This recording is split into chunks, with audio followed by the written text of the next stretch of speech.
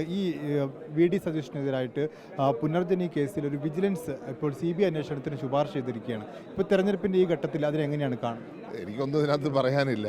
ഇതിനകത്ത് എല്ലാം വളരെ സുതാര്യമാണെന്ന് എല്ലാവർക്കും അറിയാവുന്ന കാര്യമാണ്. ഇപ്പം ഇന്നലത്തെ ഒരു ക്ഷീണം മാറാൻ വേണ്ടിയുള്ളത് അടവ് മാത്രമേ ഉള്ളൂ. അത് വെച്ചോട്ടെ. അങ്ങനെ ഇവർ ഇലക്ഷൻ ആകുമ്പോൾ ഇത് പല പരിപാടികൾ ചെയ്യുന്നതാണല്ലോ അല്ലേ. എന്തെങ്കിലും സത്യം ഉണ്ടെങ്കിൽ 9 വർഷമായില്ലേ എന്ത് ചെയ്തു? 9 വർഷമായി എന്ത് ചെയ്തു?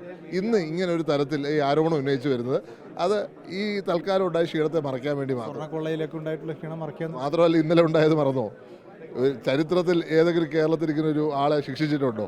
അങ്ങനെ ഒരു ശിക്ഷ ഉണ്ടായതുണ്ടോ?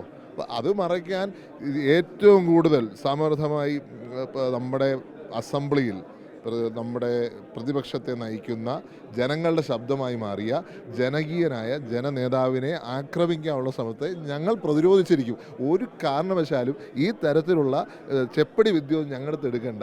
ഇത് ജനങ്ങൾക്കറിയാൻ കാര്യങ്ങൾ. ഇതിനു മുമ്പ് കുറേ വാദങ്ങളുമായിട്ട് വന്നല്ലോ കഴിഞ്ഞ ഇലക്ഷന്. ഇതേപോലുള്ളൊരു വാദമായിട്ടേ കണക്കാക്കുന്നുള്ളൂ. നിങ്ങൾക്ക് ആത്മാർത്ഥം ഉണ്ടായ 9 വർഷം കൊണ്ട് നിങ്ങൾ എവിടെ എടുക്കുമായിരുന്നു? ഈ 9 വർഷം നിങ്ങൾ ഒന്നും ചെയ്തിട്ടില്ല.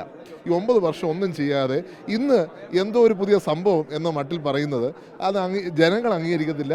ഞങ്ങളിതിനെ ശക്തമായി പ്രതിരോധിച്ചിരിക്കും. ഞങ്ങളുടെ നേതാവിനെ ഞങ്ങൾ സംരക്ഷിക്കും.